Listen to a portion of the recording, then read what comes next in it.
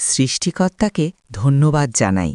এভাবেই আমরা শুরু করছি আজকের প্রভাত।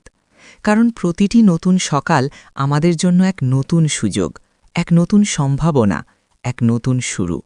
গতকালের ভুল, হতাশা বা ব্যর্থতা আজকের সূর্য ওঠার সঙ্গে সঙ্গে আর আমাদের বোঝা নয়।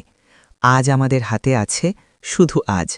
মনে রাখবেন, সফলতা কখনো হঠাৎ আসে না, এটা আসে ধৈর্য থেকে, নিয়মিত চেষ্টা থেকে এবং নিজের ওপর বিশ্বাস থেকে।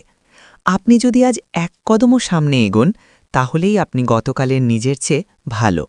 ছোট পদক্ষেপই একদিন বড় সাফল্যের রাস্তা তৈরি করে।